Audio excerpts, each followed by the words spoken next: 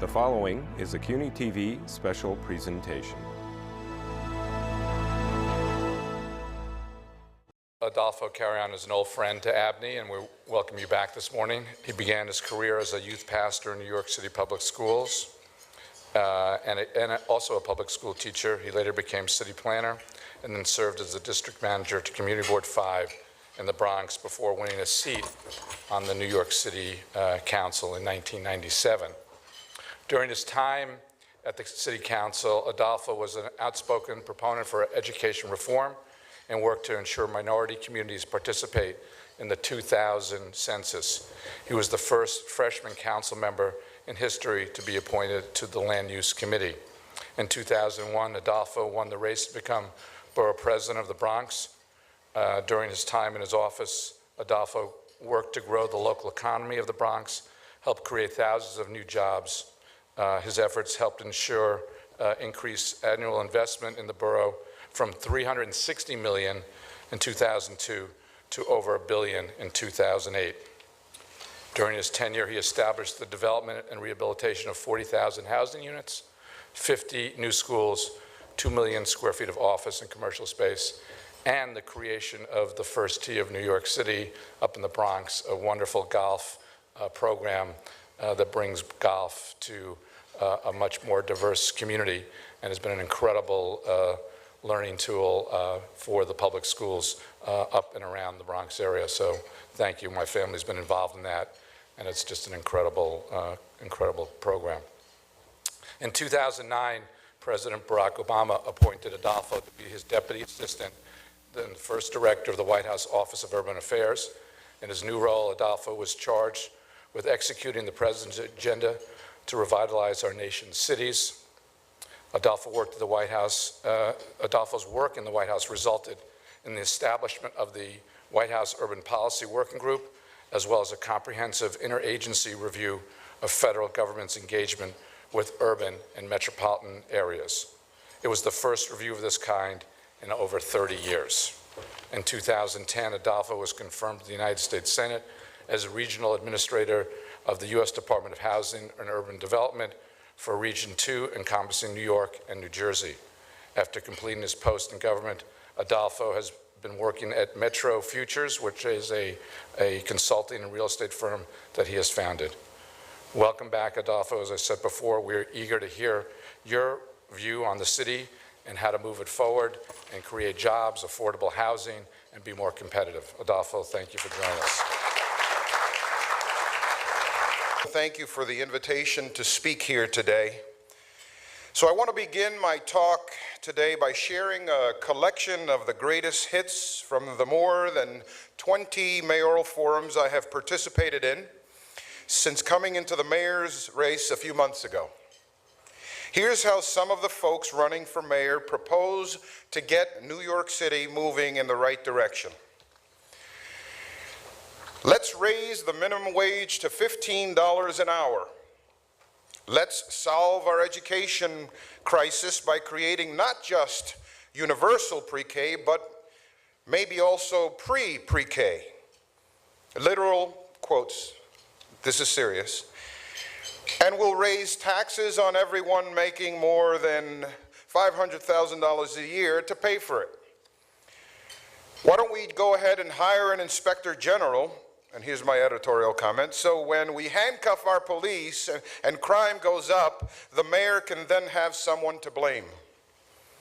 Let's completely do away with stop and frisk. Let's give every municipal labor union a retroactive raise, and we'll pay for it by just continuing to milk the real estate industry and the property owners. That's my editorial comment. Hey, how about this? Let's allow 16-year-olds and non-citizens to vote, because that's going to solve our crisis of apathy and our culture of corruption in politics and government. And while we're at it, let's keep using New York City's businesses and middle-class families as the government's ATM. Maybe a little editorializing on my part again. My friends and colleagues, it would be funny if it weren't so sad, and if it weren't so damaging to the city that we love. So I have a proposal Let's call a moratorium on pandering, and let's get in touch with reality.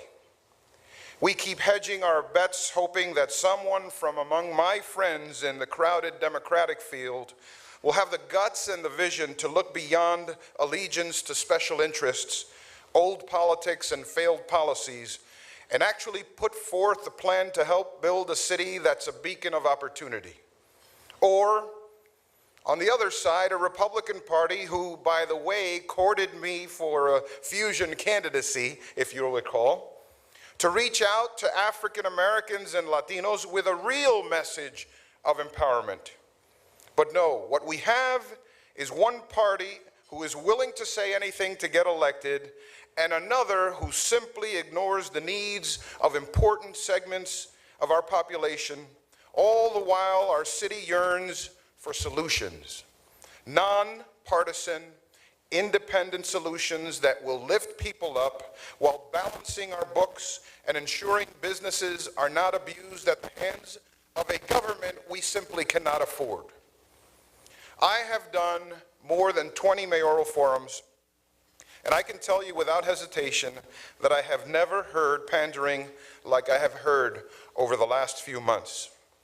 After all of these forums, I have a news flash for all the candidates out there.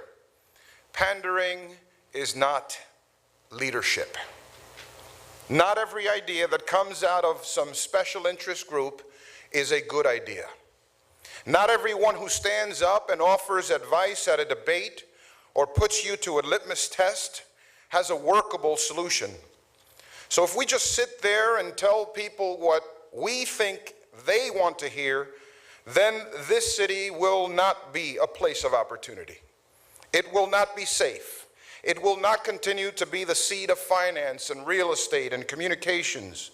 It will not have a future as a hub for information technology. It will not be the capital of the world. Leadership, my friends, the American way of leadership, the New York way of leadership, is about daring to reach beyond convention and create bold and new innovations. Every individual and family who's come here, as my parents did from Puerto Rico in the 1950s, each of us has taken a huge risk.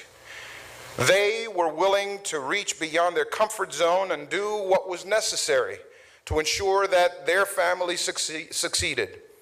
My family went from poverty to the middle class in one generation. We went from South 2nd Street in Williamsburg, Brooklyn, in a sub-basement of a tenement, to home ownership in the North Country of the North Bronx from between the 1950s and 1969, in one generation.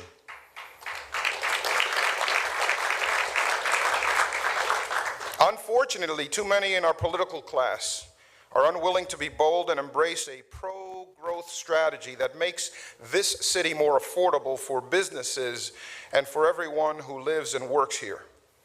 Too many New York politicians think the entitlement class is those folks who live in the South Bronx or in Harlem, when we know that the real entitlement class is the politicians who believe they have a right to advance their careers despite failing to produce results for our city. We have too many politicians who believe that if you look a certain way or live in certain neighborhoods, then you just want your free stuff, and you want the so-called rich in this city to pay for it. And that our vote will be with them long before Election Day. Many of them also believe the business community should be treated with skepticism, if not outright distrust, and that the relationship between business and labor must, of necessity, be one of either mutually assured destruction or wholesale acquiescence, and nothing in the reasonable center. I believe they are wrong on policy and politics. They are wrong on how to empower our people. They are wrong on how to grow an economy. They're wrong about how to create jobs. They are wrong about how they view the relationship between business and government, and they are wrong about a plan for our future. I stand before you today as an independent candidate for mayor because we must unchain ourselves from the crippling mentality that, in my estimation, isn't solving the problems for the people we purport to want to help. 5.5 years ago, I stood before you, some of you may recall, and I laid out a vision for a better New York. One that put people first and understood that the essence of New York City is its history of commerce, immigration, and civic responsibility. I went from here to Washington to serve because I believed that our cities can and must be incubators for innovation. And while at the White House, I began the process of lifting agencies out of their operational silos and integrating their efforts to allow better deployment of federal resources and better return on investment for the taxpayers, or as I often like to refer to them, our shareholders. We cannot go on throwing money at problems without measuring and accounting for results. I think that's malpractice. My view is, if it doesn't work, you either fix it or you throw it out. That needs to be the standard at the national level, and that needs to be the standard here in New York City. But we have candidates that are playing to our basest appetites and our worst fears, promising everything to everyone and ignoring the simple fact that brought me into this career in the first place, that the best social program is a job. The best social program is a job. They are ignoring the obstacles in our education system, advocating stifling the success of charter schools, dumping more money that we don't have into a broken system, and taking their marching orders from the teachers' union and not the parents and the kids. Shame on them. They are ignoring the fact that New Yorkers already are sending more than 54 cents of every hard-earned dollar to government. And every year, we're getting less in return. So I believe we cannot balance our budgets on the backs of business, and every time we think we need more money, reinvent the way we tax real estate. We cannot play the class warfare game and squeeze not only the high-income earners and businesses, but also the middle class that is now taking flight from New York City once again. This kind of talk and this kind of approach, I believe, cheapens the debate and takes us back down the path we traveled in the 1970s when the city went broke and was taken over by the state. That New York City, if you recall, was unattractive to investors and tourists. It caused the flight of the middle class and the destruction of working class neighborhoods. It destroyed our schools, and it became the symbol of what was wrong with urban America. This is precisely why I decided to become an independent. I am here to argue that we need practical solutions to real-world problems and that we are currently ignoring. The real-world solutions and challenges we face are many. Real-world problems and challenges we face are many. They include an education system that is not producing a globally competitive workforce, an unaffordable city for businesses and families, a shrinking middle class that cannot afford to even live here, less new immigrants to drive the small business sector, a structural budget deficit weighed down by unaffordable obligations to the municipal workforce, an aging infrastructure that needs replacing, and the need to lay down an IT broadband infrastructure to compete with Silicon Valley and San Diego and Austin and Portland and Durham and Greater Boston. In the coming weeks, I will offer a detailed plan for how to tackle these issues, but for now, let me just highlight a few points to showcase how I would go about my job as mayor. My friends, first of all, failure is not an option. the special interest, the only special interest I care about is the people's interest. So here's what I will tackle right away as mayor. I commit to not raising taxes on anyone. I will send a message that I respect the taxpayer's ability to pay and that New York will remain open for business. This will increase investment and create jobs for our people.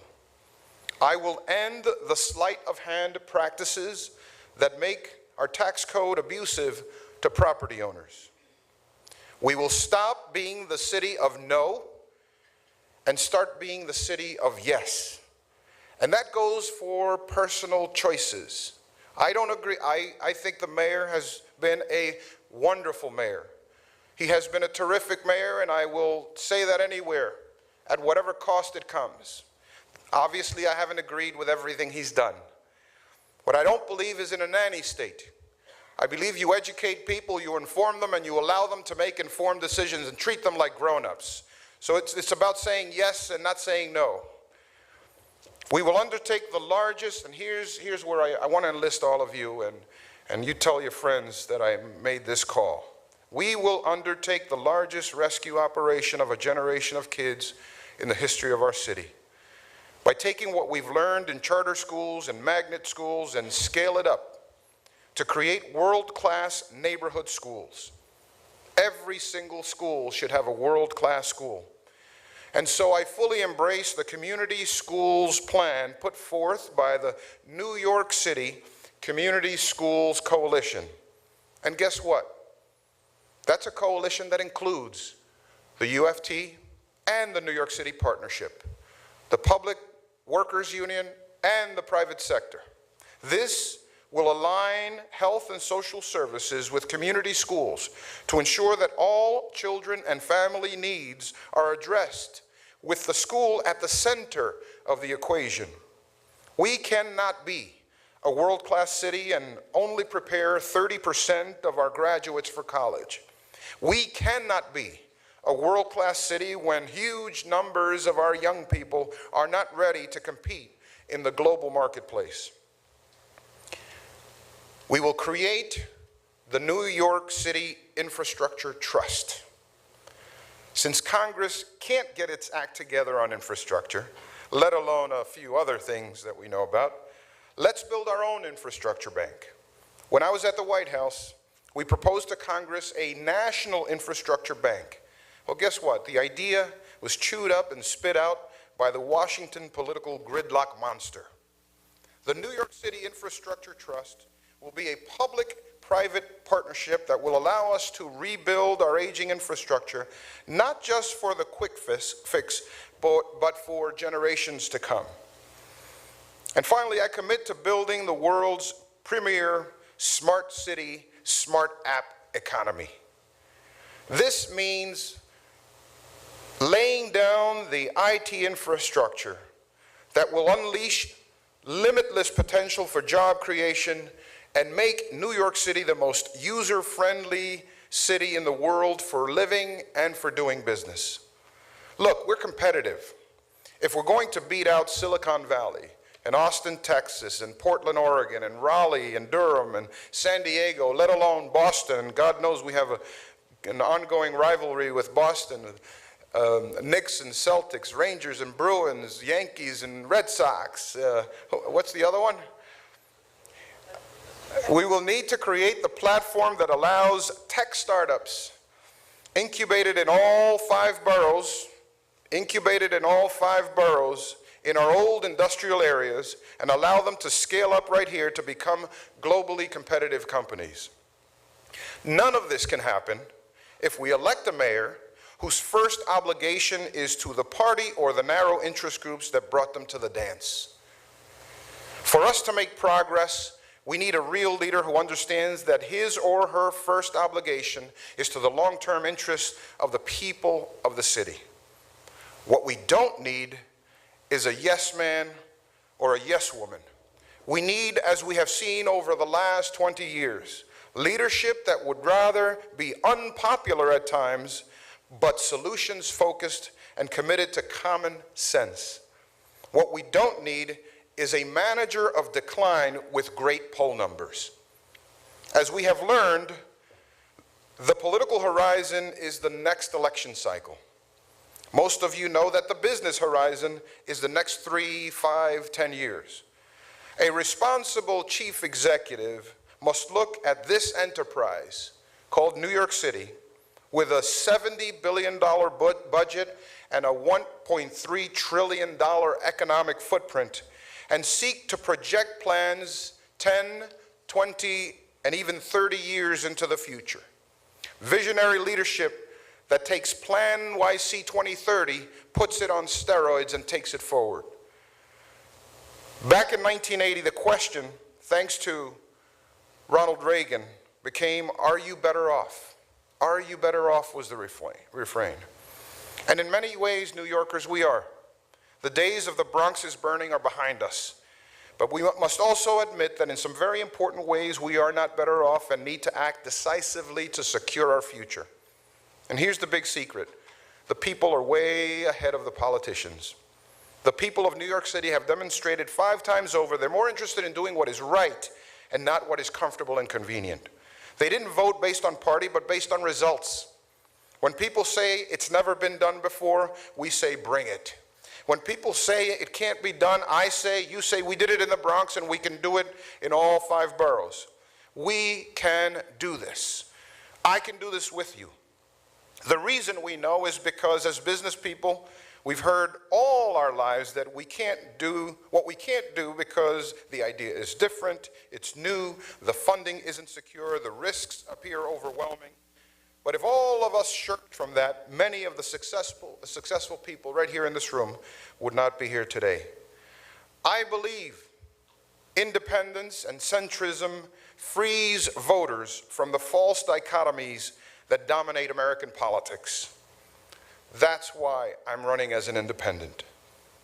I close by sharing with you that I subscribe to the view of one of our founding fathers who said the following, quote, I never submit the whole system of my opinions to the creed of any party of men, whatever in religion, in philosophy, in politics, or in anything else where I was capable of thinking for myself.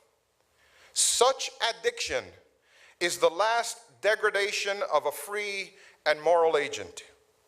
If I could not go to heaven but with a party, I would not go there at all. That was clay-footed Thomas Jefferson. I believe that bold New York, sensible New York, hard-scrabble New York, innovative New York, independent New York, the New York of big ideas and big dreams and big skyscrapers, can and must prevail in the year 2013. Thank you very much for your time. Thank you. Adolfo, thank you for your passionate vision. I think everybody in this room agrees with you 100% on what we need to do. We're going to open up for questions. I'm going to take the first question as chairman prerogative. Your infrastructure bank, you said you're not going to increase taxes. How do you fund the infrastructure bank? The concept of the public-private partnership is that investors, you package the capital projects, investors buy into the project. It is driven by largely private investment. There are reasonable returns within reasonable time frames.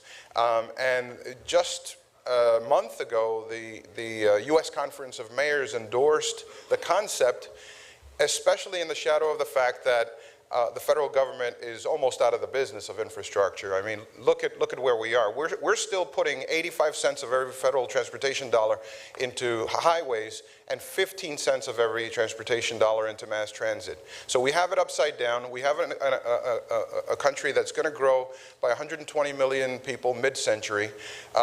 We're going to have to build about 200 billion square feet of space and the commensurate pipes and wires to sustain that space. so that we can accommodate a modern life. We're going to have an energy infrastructure, a transportation infrastructure that is efficient, safe, and can sustain that growth. And the federal government and the lopsided Senate in particular, that's lopsided toward rural America, is not going to get us across the finish line. So this is an idea that I invite you to help me think it through, but we're going to have to start thinking outside the box in just about every arena. Councilman Jackson. I didn't hear from you. I heard from you that we're not going to raise taxes. Yep. But I don't know how we're going to do all what you described without raising taxes. If you don't raise taxes, that means all of it is going to come from cuts. The community schools model, for those of you who don't know, is this idea where you take the neighborhood school and you sort of sustain it with all of the social services and interventions that are now in the neighborhoods. And those of us who've been in government know, whether you're a district manager, a city council person, a member of a community board, there's a long list. We see the dance in front of the city council. They come before the speaker of the city council to make their plea at the altar of the budget to say, don't cut my, senior program or the kids rec program or whatever. We've been through that dance. I spent 4 years in the city council. What we need to do, and the way I envision it, Mr. Borough President, is we re-engineer the organizations so that they are now plugged into the schools, and we bring in the business community to partner. Every one of our boroughs has a chamber of commerce. We have major industries in this town. I think one of the things that I didn't present here, because this is too much and not enough time, is that we need to create, like what George Fertitta did at tourism, a link between the hospitality industry careers and the junior colleges. We need to do that in every sector of the economy. We need to get the private sector connected to our education system so that we're creating a food chain with a job at the end on the other side. Because again, I believe the best social program is a job. Dr. Fernandez, president of Lehman College, is not spending 20 years as president of that institution to just give somebody a certificate and wish them well. We need to connect those kids to industry. We're the hub of healthcare, education, finance, real estate. We can become the IT magnet of the globe if we lay down the infrastructure, but we're going to need to create a web that starts in the earliest possible moment of those kids' lives with all the sustenance they need and supports they need, and take it through higher education. Let me just add this. You got to look at the statistics of what's happening with the children in our city. They're living in poverty. As a matter of fact, 2011, 46% of New Yorkers were living in poverty. The richest city in the world. What is wrong with that picture? That is malpractice. That is unsustainable. That is basically throwing our future away. So what do we have? We have about 190,000 empty jobs right now. So we don't have a jobs deficit here. We don't have a job. What we do have is a talent deficit, where people are not prepared to take the jobs of the new economy, and we're not producing a workforce from our public schools to be able to make that connection. So if we sustain these schools and invest in them, and it's going to require the private sector to partner with those community organizations. Now, how do we do that? Well, that's where you get a lot of smart people around the table to hammer it out.